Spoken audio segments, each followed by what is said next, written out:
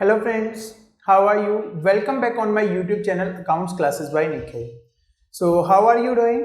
Hope so उम्मीद करता हूँ सब अच्छा ही कर रहे होंगे. आज हम पढ़ने वाले हैं अपना meaning of GST and it's accounting treatment. आपको ये पढ़ना है कि जीएसटी का अकाउंटिंग ट्रीटमेंट आने के लिए आप लोगों को जीएसटी आना बहुत जरूरी है.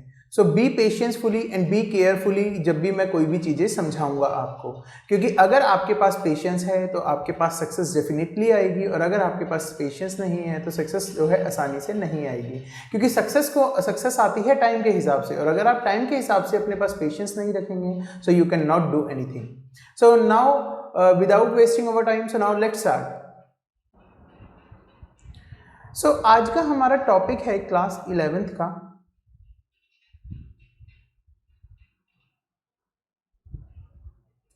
ये जो बेसिकली मैं आपको जीएसटी का ओवरव्यू दे रहा हूँ, जीएसटी को इंट्रोडक्शन दे रहा हूँ एंड अकाउंटिंग ट्रीटमेंट बताऊंगा, ये इसलिए क्योंकि आपकी जनरल एंट्रीज में जीएसटी का अकाउंटिंग ट्रीटमेंट यूज होता है. क्योंकि अगर आप लोगों को जीएसटी का मतलब नहीं पता, मैं आपको डायरेक्ट ये बता दूं कि ये इसके साथ लगता है और ये वाला कंपोनेंट इसके साथ लगता है, so it's not a right way to teach students, because उनको नॉलेज होनी बहुत जरूरी है. Only not a exam is a purpose, but knowledge should be there. आज हमारा जो है चैप्टर नंबर 8 जनरल के अंदर जो है हमारा ये जीएसटी यूज होगा. तो मैं आज आपको जो है जीएसटी का पहले इंट्रोडक्शन दे रहा हूँ. क्या दे रहा हूँ?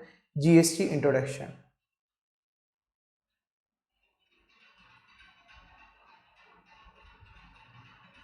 GST introduction. तो सबसे पहले मैं बच्चा पार्टी से पूछना चाहूंगा कि जीएसटी की फुल फॉर्म क्या होती है. अब बहुत से बच्चे पहले ही घबरा जाते हैं, हाय जीएसटी, ओ जीएसटी हम कैसे करेंगे, हमसे तो नहीं हो पाएगा. ऐसा कुछ भी नहीं है. कोई भी चीज़ हमारे यहाँ पर ऐसे इसलिए नहीं बनी कि हमें कोई समझ नहीं आएगी. अगर पेशेंस रखो और उसको ध्यान से समझो तो हर चीज़ समझ में आ जाती है. You can achieve everything. यहाँ पर सबसे पहले मेरा प्रश्न होगा कि आपका जीएसटी का मतलब क्या होता है. मतलब से पहले फुल फॉर्म तो बता दो. जीएसटी की मतलब पूछने लग गए. तो बच्चों जीएसटी की जो फुल फॉर्म होती है, आपके पास, उसका मतलब होता है good and service tax. Good and service tax. तो ये होता है आपका जीएसटी की full form, good and service tax. बहुत बच्चे बोलते हैं goods and service tax. It's not a goods and service, it's a good and service tax. तो सबसे पहले हमें ये पता होना चाहिए कि जीएसटी है क्या, और उसके बाद हमें ये पता होना चाहिए जीएसटी हमारे पास कब आया. हमारे पास जो है हमारे देश के अंदर जीएसटी लागू होना स्टार्ट हो गया था 1 जुलाई 2017 को. 1 जुलाई 2017 को जो है जीएसटी जो है अप्लाई होना स्टार्ट हो गया था. तो आप यहाँ पे लिखेंगे GST came into force from 1 July 2017. GST जो है हमारे देश के अंदर 1 जुलाई 2017 से जो है लागू होना स्टार्ट हो गया था. ठीक है. ये जीएसटी के पीछे क्या हिस्ट्री है, हमें ये जीएसटी क्यों पढ़ना पड़ रहा है, जीएसटी किस चीज पर लगता है, जीएसटी कब लगाया जाता है, जीएसटी किन किन सामान पर नहीं लगाया जाता. तो ये बहुत सारी बातें हैं. ये अपने आप में एक बहुत बड़ी एक्ट है, लेकिन आपको वो सारा इस बारे में 11th क्लास के अंदर नहीं पढ़ना. आपको बहुत छोटे लेवल तक इसके अंदर पढ़ना है. जीएसटी क्या होता है, कैसे काम करता है, और इसका अकाउंटिंग ट्रीटमेंट क्या होता है, डेट से. तो हमने ये अभी देखा कि जीएसटी 1 जुलाई 2017 से हमारे इंडिया के अंदर आया. तो ये जीएसटी लाने के पीछे प्रॉब्लम क्या थी. जैसा कि आपने सुना है एक वर्ड टैक्स. टैक्स को हिंदी में बोला जाता है कर. कि अब ये जो है टैक्स है हमारे पास, जो टैक्स होता है वो किसको जाता है, वो एक तो जाता है सेंट्रल गवर्नमेंट को और एक जाता है स्टेट गवर्नमेंट को. सेंट्रल गवर्नमेंट को जाता है और स्टेट गवर्नमेंट को जाता है.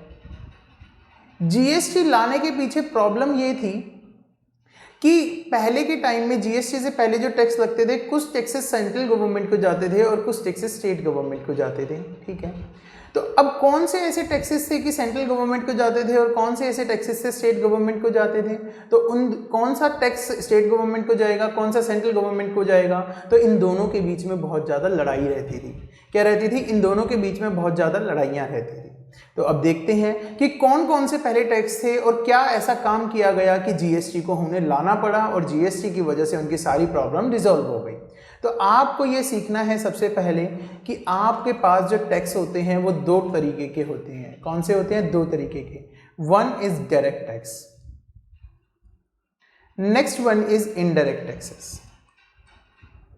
अब आप बोलेंगे डायरेक्ट, जो डायरेक्ट जाता है, इनडायरेक्ट जो घूम फिर के जाता है। अरे नहीं नहीं, ऐसा नहीं होता बच्चों कि जो डायरेक्ट सीधा उनकी पॉकेट में जाता है और इनडायरेक्ट जो ऐसा होता है, कुछ कुछ ऐसा भी है।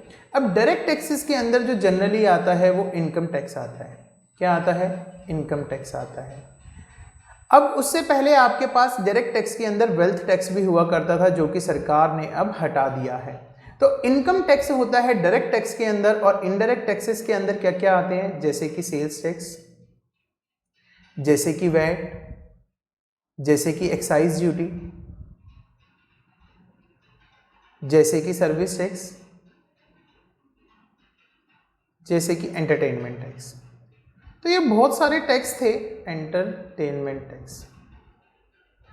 तो जीएसटी आने से पहले ये बहुत सारे इनडायरेक्ट टैक्सेस हुआ करते थे हमारे पास, और डायरेक्ट टैक्स हमारे पास एक ही होता था। तो सबसे पहले मैं आपको मीनिंग क्लियर कर रहा हूँ कि डायरेक्ट टैक्स होता क्या है। तो डायरेक्ट टैक्स के अंदर आपका आता है income tax. Direct tax is a tax the which burden can not be shifted to another person. Direct tax का बर्डन किसी और के ऊपर शिफ्ट नहीं किया जा सकता। अगर आप, ये ए है, ये ए है, अगर ये साल के अंदर 50 लाख रुपए कमाता है, 50 लाख रुपए ये साल के अंदर कमाता है, तो इस 50 लाख पे सपोज करो कि 50,000 का टैक्स बनता है। कितना बनता है? 50,000 का टैक्स बनता है। तो ये 50 लाख का टैक्स ए की इनकम पे लगा है, तो ये टैक्स ए को ही देना पड़ेगा। ये टैक्स बी वाला पर्सन ये नहीं बोल सकता कि मैं पे कर दूंगा, या ए ये नहीं बोलेगा चल भाई हम बहुत अच्छे मित्र हैं, गहरी दोस्ती है हमारे अंदर, चल मेरा ये टैक्स पे कर दे। बोलेगा अरे भाई नहीं, सरकार ने बोला है कि जो तुमने खुद कमाया वो टैक्स अपना खुद पे करो। तो उसको बोला जाता है डायरेक्ट टैक्स, जिसका बर्डन शिफ्ट नहीं होता। लेकिन दूसरे टैक्सेस होते हैं हमारे पास इनडायरेक्ट टैक्सेस, जिसका बर्डन शिफ्ट हो सकता है। बिल्कुल सही बोला आपने। तो इनडायरेक्ट टैक्सेस वो टैक्सेस जिसका बर्डन शिफ्ट हो सकता है। वो कैसे? जैसे कि आजकल पता है सबको, सब डोमिनोज में जाते हैं, पिज्जा यम। अब वहां से ध्यान हटाओ और पहले पढ़ाई में ध्यान लगाओ, बाद में खाना या पढ़ लिख के। अब यहाँ पे लिखा है डोमिनोज में हम सब जाते हैं। यहाँ पर आपके दो फ्रेंड्स हैं, आप दोनों डोमिनोज में चले गए, चिंगू मिंगू, जिनका नाम है ए और बी। तो ये दोनों जो है डोमिनोज के अंदर चले गए, इन्होंने पिज़्ज़ा लेना है। अब ये जो पिज़्ज़ा लेना है, अगर ए पिज़्ज़ा लेने जाता है, अगर ए पिज़्ज़ा लेने जाता है तो ए को टैक्स देना पड़ेगा, क्योंकि बिल वही काट रहा है। हाँ, और ये जरूरी थोड़ी ना है कि अगर ए पिज़्ज़ा नहीं लेता तो भी ए को टैक्स देना पड़ेगा। नहीं, तो किसको देना पड़ेगा टैक्स? बी को, क्योंकि बी पिज़्ज़ा खरीद रहा है। तो ऐसे टैक्सेस को बोला जाता है इनडायरेक्ट टैक्सेस, जिसका बर्डन आप दूसरे पर्सन के ऊपर शिफ्ट कर सकते हो। तो these taxes are indirect taxes. तो पहले जो थे हमारे पास इनडायरेक्ट टैक्सेस के अंदर sale tax, VAT, excise, service tax और एंटरटेनमेंट टैक्स आता था। तो सेंट्रल गवर्नमेंट और स्टेट गवर्नमेंट की लड़ाई रहती थी कि भाई ये वाला टैक्स तेरे को मिलेगा, ये वाला टैक्स मेरे को मिलेगा, ये वाला टैक्स तेरे को मिलेगा, ये वाला टैक्स मेरे को मिलेगा। तो उनके बीच में बहुत ज़्यादा लड़ाइयाँ रहती थी कि कौन सा टैक्स किसको मिलेगा। तो सरकार ने बोला चलो भाई अब हम सबकी लड़ाई खत्म कर देते हैं, हम क्यों लड़ रहे हैं, टैक्स किससे लेना है? अरे पब्लिक से लेना है, पब्लिक देती रहेगी, पब्लिक देखेगी, अपने को क्या काम, हम क्यों अपनी दोस्ती तोड़े। तो उन्होंने बोला हाँ जी। तो उन्होंने क्या किया कि उन्होंने एक नया टैक्स निकाल दिया आपके पास, जिसको उन्होंने नाम दे दिया जीएसटी। जिसको उन्होंने क्या नाम दे दिया? जिसको उन्होंने नाम दे दिया आपके पास जीएसटी। ठीक है, तो अब जीएसटी ने क्या काम किया? जीएसटी के अंदर ये सारे टैक्सेस तो हट गए, और एक जीएसटी के अंदर ये सारे टैक्सेस क्या हो गए? मर्ज हो गए। क्या हो गए? मर्ज हो गए। अब इनकी कोई लड़ाई ही नहीं थी कि कौन सा टैक्स सेंट्रल गवर्नमेंट के पास जाएगा और कौन सा टैक्स स्टेट गवर्नमेंट के पास जाएगा। इन्होंने बोला बहुत ही बढ़िया काम कर दिया सरकार ने, तो हम दोनों में जो है कोई लड़ाई होएगी ही नहीं। तो जीएसटी के अंदर जितने भी पहले इनडायरेक्ट टैक्सेस थे वो सारे मर्ज हो गए या सबसम हो गए। क्या हो गए? सबस्यूम्ड हो गए। ये सारे के सारे टैक्सेस जीएसटी के अंदर सबस्यूम्ड हो गए। ठीक है, तो अब जीएसटी के अंदर कैसे टैक्सेस बढ़ते थे सरकार के बीच में? उन्होंने बोला हमने इसी बात के लिए एक टैक्सेस बना दिया, मतलब कोई लड़ाई नहीं होगी हम दोनों में कि जितना टैक्स सेंट्रल गवर्नमेंट को जाएगा उतना ही टैक्स स्टेट गवर्नमेंट को भी मिलेगा जीएसटी के अंदर। मतलब इसका मतलब ये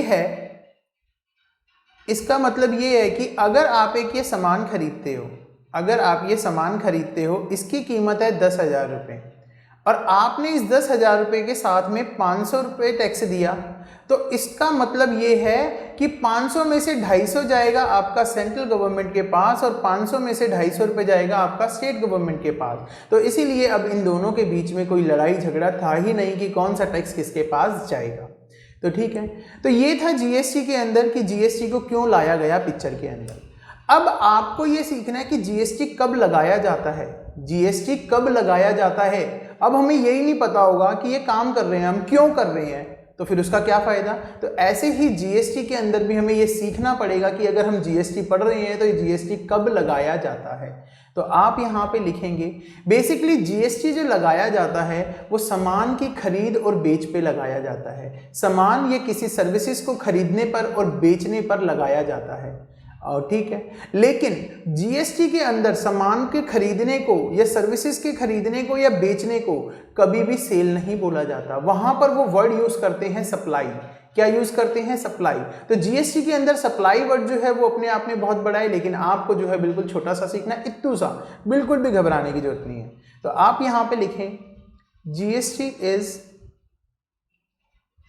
white on supply of goods and service. अब अगेन आपका क्वेश्चन आएगा, एक तो बच्चों ध्यान रखना ही, it's not levied, it's levied. क्या होता है ये लेवाइड? कि जीएसटी इंपोज थोपा जाता है कब? जब भी आप गुड्स और सर्विस की सप्लाई करेंगे। सप्लाई का सिंपल वर्ड्स के अंदर मीनिंग होता है सेल, कि जब भी आप सामान या सर्विसेज को खरीदेंगे या जब भी आप सामान या सर्विसेज को बेचेंगे तो उसको बोला जाता है जीएसटी के अंदर सप्लाई। तो सप्लाई जो है आपके पास, सप्लाई बेसिकली जिसे क्या बोलते हैं? सेल। क्या बोलते हैं? Sale of goods and service. तो आपके पास जीएसटी के अंदर जो सप्लाई है वो दो तरीके की होती है। अब आप कहेंगे वो कैसे होती है, सामान ही तो खरीदा है बस। अरे नहीं, एक सप्लाई होती है आपकी कि आपने दिल्ली के अंदर रहते हो और दिल्ली से ही सामान खरीदा है, दिल्ली में रहते हो और दिल्ली से ही सामान खरीदा है, एक तो ये सप्लाई होती है। एक दिल्ली में रहते हो और पंजाब से सामान खरीदा है, तो ये भी सप्लाई। तो बातें दोनों अलग अलग है ना। हाँ, तो जीएसटी के अंदर उन्होंने ये बता दिया हमें कि सप्लाई जो है वो दो तरीके की होती है। एक होती है आपके पास इंटरस्टेट सप्लाई। क्या होती है? Interstate supply. नेक्स्ट होती है आपके पास इंट्रास्टेट सप्लाई। Intrastate supply. मैंने अभी आपको जीएसटी के बारे में बिल्कुल बेसिक चीजें बता रहा हूं, मैं ये कुछ नहीं बता रहा कि किन चीजों पे लगता है किन पे नहीं, ये बहुत बाद की बातें हैं। तो जीएसटी सप्लाई के ऊपर थोपा जाता है। सप्लाई हमारे पास दो तरीके की होती है, one is interstate supply and next one is intrastate supply. तो इंटरस्टेट सप्लाई क्या होती है? इंटरस्टेट सप्लाई उसे बोलते हैं आप दिल्ली में रहते हो और पंजाब से सामान लेके आए हो। दिल्ली से सामान कहाँ जा रहा है? पंजाब जा रहा है, या पंजाब से सामान कहाँ आ रहा है? दिल्ली। तो जब एक सामान की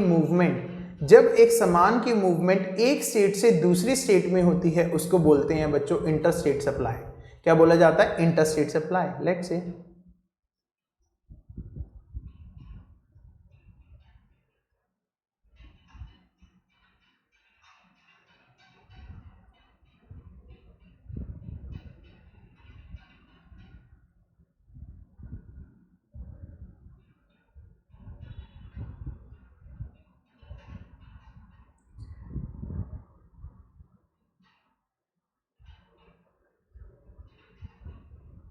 अब ये देखो, इंटरस्टेट सप्लाई होती है जहां पर एक स्टेट से सामान दूसरी जगह जाता है। तो जो जीएसटी के अंदर सप्लाई की डिफाइन करी है, एक तो दो बेसिस पे करी है, एक इंटरस्टेट सप्लाई और इंट्रास्टेट सप्लाई। और इंटरस्टेट सप्लाई के अंदर बताया अगर एक सामान की मूवमेंट एक स्टेट से दूसरी स्टेट जाती है, इट्स अ इंटरस्टेट सप्लाई। और अगर एक स्टेट से उसी स्टेट के अंदर with in the same state movement होती है गुड्स एंड सर्विस की, इट्स अ इंट्रास्टेट सप्लाई। तो इंटरस्टेट सप्लाई हम इसको बोलते हैं कि सामान दिल्ली से कहाँ जा रहा है? पंजाब जा रहा है। और इंटरस्टेट सप्लाई क्या होती है कि ये जो सामान है ये दिल्ली से दिल्ली में ही जा रहा है।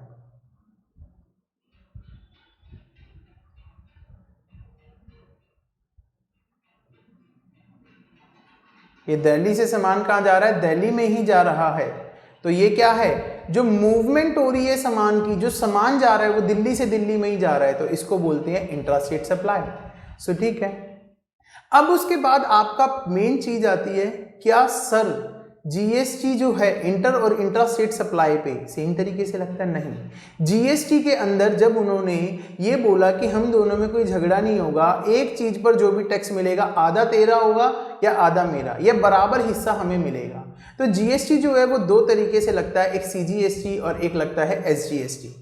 कौन कौन सा होता है? सीजीएसटी और एसजीएसटी होता है। तो आपका जब एक सामान दिल्ली से दिल्ली की ही स्टेट में मूव करेगा तो आपके पास आपके सामान पर दो टैक्सेस लगेंगे, वन इज सीजीएसटी टैक्स लगेगा and next one is SGST tax, कि जितना आपका सेंट्रल गवर्नमेंट को मिलेगा उतना ही आपका स्टेट गवर्नमेंट को मिल जाएगा।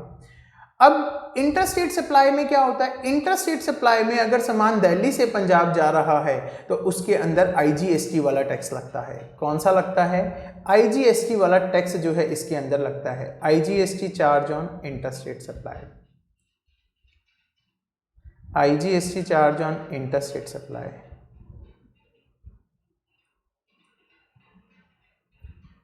एंड सीजीएसटी और SGST is charge on intrastate supply.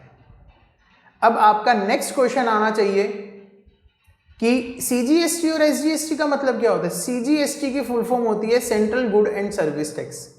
CGST की फुल फॉर्म होती है आपके पास central good and service tax, और एसजीएसटी की फुल फॉर्म होती है आपके पास state good and service tax.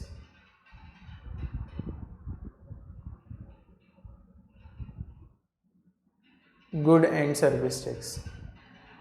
और अब आपका क्वेश्चन आएगा आईजीएसटी क्या होता है? फिर आईजीएसटी की फुल फॉर्म होती है बड़ा ही easy, integrated goods and service tax, good and service tax. अब आपको ये तो समझ में आ गया कि जीएसटी और सीजीएसटी और एसजीएसटी लगता है इंट्रा-स्टेट सप्लाई जब सेम मूवमेंट होती है, और आईजीएसटी लगता है जब एक स्टेट से दूसरी स्टेट में माल जाता है तो वहां पे लगता है आईजीएसटी, और आईजीएसटी की फुल फॉर्म होती है integrated good and service tax. आपका क्वेश्चन ये भी आना चाहिए, क्या सर इसमें तो दोनों सरकार को पैसा नहीं मिला? बच्चों, integrated good and service tax के अंदर सीजीएसटी प्लस एसजीएसटी का टोटल ही होता है, सीजीएसटी और एसजीएसटी का टोटल ही होता है। अगर आपका सीजीएसटी 9% लग रहा है तो एसजीएसटी भी 9 लगेगा। अगर वो इंट्रा स्टेट सप्लाई है तो अलग अलग मिल जाएगा, लेकिन अगर वो इंटर स्टेट सप्लाई है तो टोटल आपका आईजीएसटी कितना लग जाएगा? 18%। तो क्या हुआ? बेसिकली जो है आईजीएसटी आपका सीजीएसटी और एसजीएसटी का सम ही होता है, वो उससे ज़्यादा नहीं हो सकता। अब हमारी ये बात तो क्लियर हुई कि सीजीएसटी क्या होता है, एसजीएसटी क्या होता है, आईजीएसटी क्या होता है, ये कब कब लगता है। अब आपका ये क्वेश्चन आना चाहिए कि इसे लगाया कैसे जाता है। अब देखो, अब हमारे पास दो तरीके की सप्लाई होती है, हमने सीख लिया इंटर और इंट्रा, ठीक है। लेकिन आपके पास जब सप्लाई खरीदते हो या सामान जब खरीदते हो या बेचते हो तो आपका क्वेश्चन ये आना चाहिए कि हमारा कौन सा टैक्स लगेगा। हमारा कौन सा टैक्स लगेगा? हमारा जीएसटी के अंदर हमारा परचेज पे कौन सा है और सेल के ऊपर कौन सा है। तो आइए देखते हैं। मान लो आपने परचेज करी है किसी सामान की और एक जगह आपने क्या करी है? सेल करी है। मैं इसके अंदर जो केस ले रहा हूँ वो इंट्रा स्टेट सप्लाई का ही ले रहा हूँ। मैं इसके अंदर जो केस ले रहा हूँ वो इंट्रा स्टेट सप्लाई ही मान रहा हूँ कि सेम स्टेट के अंदर ही मूवमेंट हुई है। क्या हुई है? सामान की जो है सेम स्टेट के अंदर ही मूवमेंट हुई है। तो आपको पता है सेम स्टेट के अंदर जो है सामान की मूवमेंट होती है तो उसके अंदर सीजीएसटी और एसजीएसटी लगा दिया जाता है। अब आपने सामान परचेज किया है और एक साइड आपने सामान बेचा है, तो अब जीएसटी के अंदर ये तो नहीं होगा ना सेल और परचेज पे सेम वाला ही जीएसटी लगेगा? नहीं, क्योंकि पहले के जो टैक्सेस लगते थे उसमें अगर कोई दुकान पे सामान जो बेचता है अगर उसने कुछ सरकार को टैक्स दे दिया उसे उसका फ़ायदा नहीं मिलता था, उसे उसका फ़ायदा नहीं मिलता था बल्कि वो नुकसान में ही रहता था। लेकिन जैसे ही जीएसटी आया तो ये वाली प्रॉब्लम हमारी ख़त्म हो गई। उन्होंने, सरकार ने बोला तुम मत घबराओ, हम सारा टैक्स पब्लिक से ही लेंगे। तुम्हें क्या करना है, तुम जब माल खरीद के लाओगे, जब तुम माल खरीद के लाओगे कहीं से बेचने के लिए, तो तुमने जो टैक्स पे किया है उसका फ़ायदा तुम्हें मिल जाएगा जितना तुमने पे कर रखा है। तुम मत घबराओ कुछ भी। तो उन्होंने बोला जब भी तुम सामान को खरीद के लाओगे ना तो उस पर एक टैक्स का कंपोनेंट लगेगा जीएसटी का, जिसको बोलते हैं हम इनपुट जीएसटी। क्या बोलते हैं हम, इनपुट जीएसटी, कि जब भी आप सामान खरीद के लाओगे आपको इनपुट जीएसटी देना पड़ेगा, और जब भी आप सामान बेचोगे तो आपको आउटपुट जीएसटी लेना पड़ेगा, आपको आउटपुट जीएसटी लेना पड़ेगा। तो इनपुट जीएसटी और आउटपुट जीएसटी में क्या था कि जो भी दुकानदार सामान बेचने के लिए सामान खरीद के लाता है तो वो कौन सा टैक्स देगा, इनपुट जीएसटी। तो उसको आने वाले टाइम में जब वो पे करेगा टैक्स बाद में सामान का टोटल देख के, तो वो बोलेगा पहले से टैक्स मैंने दे रखा है आपको कुछ, तो उसका मुझे फायदा दो। अब वो सरकार बोलेगी हाँ घबरा क्यों रहे हो, वो टैक्स का फायदा आपको जरूर मिलेगा। तो इसीलिए वो सरकार ने बोला कि इनपुट जीएसटी आपका परचेज पे लगेगा और आउटपुट जीएसटी आपका सेल पर लगेगा। अब इनपुट जीएसटी, जीएसटी दो तरीके के होते हैं, एक तो होता है आपका सीजीएसटी, एक होता है एसजीएसटी। तो यहाँ पर परचेज पे दो लग जाएंगे, कौन कौन से, इनपुट सीजीएसटी और एक लग जाएगा आपका इनपुट एसजीएसटी। और सेल पर आपके दो लग जाएंगे, एक लगेगा आपका आउटपुट सीजीएसटी और एक लगेगा आपका आउटपुट एसजीएसटी। अब ये बात तो आपको क्लियर हो गई होगी। If you have any doubt so please comment section में करके मुझे ज़रूर बताएं। अब सेल परचेज पे तो हमने सीख लिया कि कौन कौन सा टैक्सेस हमारा लगना है, ठीक है।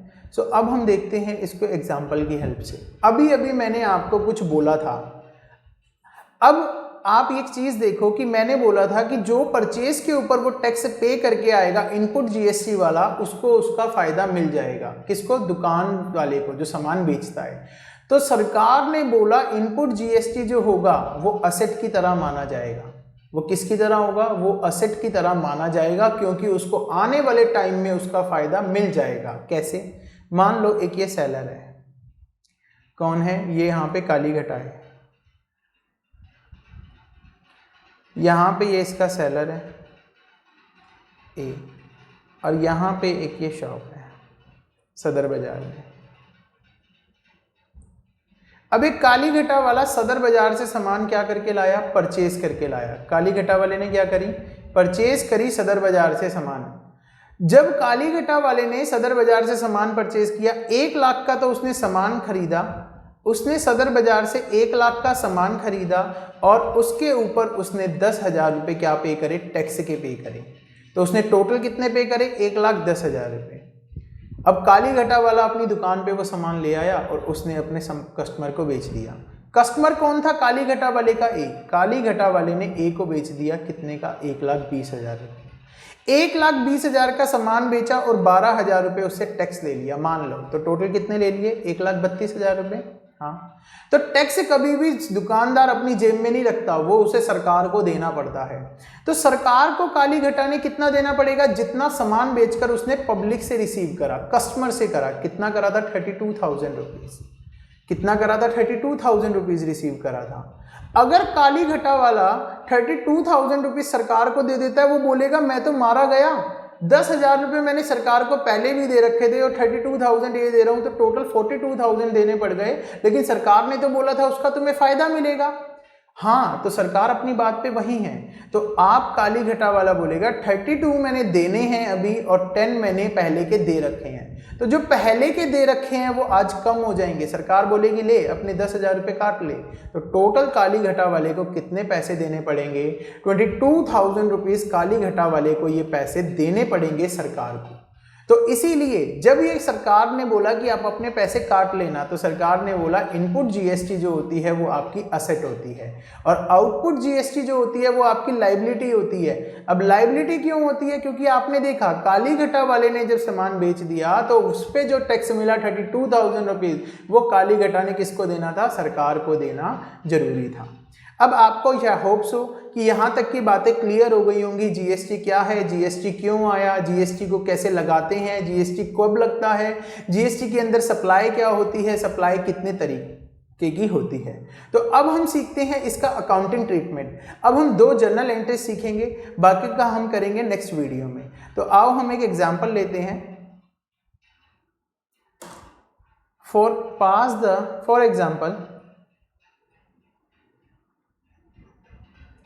पास journal entry.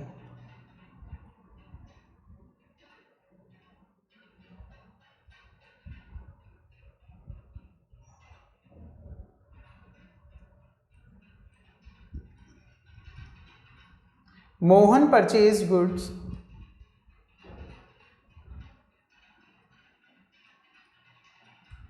For cash ₹1 lakh, CGST and SGST,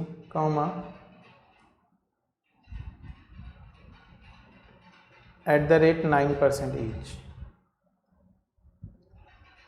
अब आपको यहाँ बड़े ध्यान से देखना है। मैं आपको बता चुका, जब भी आप सामान खरीदेंगे इट्स अ इनपुट जीएसटी लगेगा। इनपुट जीएसटी हमारा असेट की तरह होता है क्योंकि उसको हमें आने वाले टाइम में फ़ायदा मिल जाता है।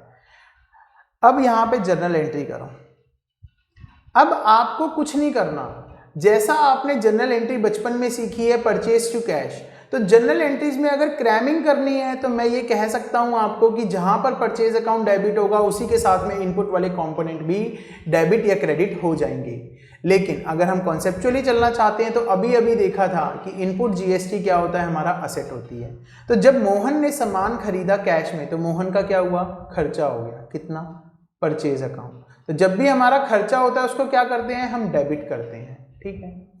लेकिन मोहन ने 1 लाख का सामान खरीदा, उस पर 9% ईच, आपको सीजीएसटी भी 9% देना पड़ा, सीजीएसटी भी 9% देना पड़ा जो कि 9000 आता है, और एसजीएसटी भी आपको कितना देना पड़ा, 9% देना पड़ा जो कि 9000 आता है। तो मोहन ने अगर 1 लाख का सामान खरीदा तो टोटल उसे देने पड़े 1,18,000 रुपये। कितने देने पड़े उसे, 1,18,000 रुपये पे करने पड़े।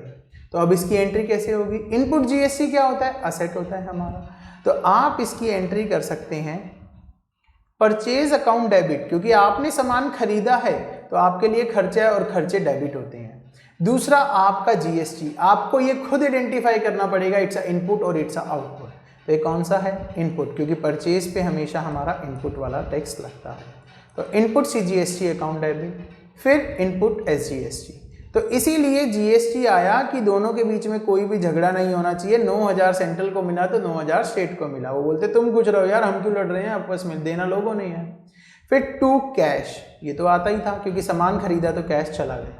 लेकिन सामान कितने का था, 1 लाख का। 1 लाख के सामान पे सेंट्रल गवर्नमेंट को टैक्स देना पड़ा 9000 और स्टेट को, तो टोटल कितना पैसा गया आपके पास से, 1,18,000। तो अब यहाँ पे इनपुट जीएसटी जो डेबिट करा, इसका रीजन क्योंकि वो असेट है, और असेट जब इंक्रीज होती है तो उसको क्या करते हैं, डेबिट करते हैं। तो being goods purchase, being goods purchase, okay. उसके बाद नेक्स्ट एंट्री आती है हमारे पास सेल की। उसके बाद नेक्स्ट एंट्री आती है मेरे पास Sohan sold goods for cash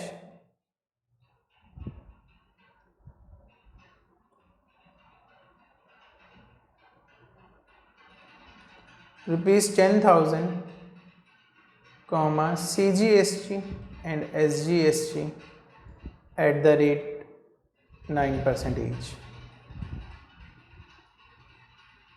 अब सबसे पहले आपका क्वेश्चन आना चाहिए, सर सेल हो रही है, कौन सा टैक्स लगता है, सर आउटपुट लगता है। वेरी गुड बच्चों, वेरी वेरी गुड। तो सेल पे कौन सा टैक्स लगता है, आपका आउटपुट टैक्स लगता है। और अभी अभी बताया था मैंने, सरकार ने बोला आपको जेब में नहीं रखना, टैक्स कभी भी जेब में नहीं रखा जाता, वो देना पड़ता है, तो इट्स अ लायबिलिटी।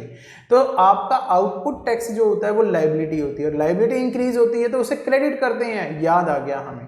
तो इसकी एंट्री कैसे, कि आपने 10,000 का सामान खरीदा है, उस पे क्या दे दिया आपने, आउटपुट सीजीएसटी दे दिया। आपको ध्यान रखना पड़ेगा कौन सा एक और, परचेज पे इनपुट, सेल पे आउटपुट।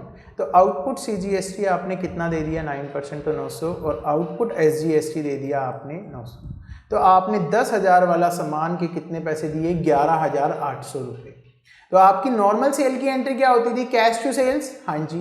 तो कैश अकाउंट का डेबिट हो रहा था क्योंकि पैसा आ रहा था, वो तो ठीक है, लेकिन सेल आपका क्रेडिट होता था क्योंकि आपका रिवेन्यू इंक्रीज होता था। तो रिवेन्यू जब इंक्रीज होता था तो आपको क्रेडिट करना था। लेकिन यहाँ पर अगर सेल क्रेडिट हो रहा है तो आउटपुट जीएसटी और आउटपुट एसजीएसटी भी क्रेडिट होंगे, लेकिन रीजन ये नहीं होगा कि वो इनकम है। टैक्स कभी भी हमारा इनकम नहीं होता, हमारी लायबिलिटी होती है। तो इसकी एंट्री क्या होगी, कैश अकाउंट डेबिट, क्योंकि पैसा आया कितना, 11,800। टू सेल, आपने सेल कितने की करी एक्चुअल में, जो आपकी सेल इंक्रीज हुई वो 1000 की। लेकिन अगर सेल क्रेडिट हो रहा है तो आउटपुट SGST और CGST भी क्रेडिट हो जाएगा। तो यहाँ पे आया आउटपुट CGST अकाउंट 900 रुपये और यहाँ पे आया टू आउटपुट SGST अकाउंट 900 रुपये। अब यहाँ पे आउटपुट SGST क्रेडिट होने का रीजन था लाइबिलिटी। मैं आपको बार बार बोल रहा हूँ, याद रखना है, भूलना नहीं है बच्चों। तो यहाँ पे ये हमारी एंट्री पास हो जाती है, being goods sold. If you have any doubts or tell me in the comment section, comment करके बताएं। If you like my video so please like, share, subscribe and comment करना ना भूलें। Okay, good।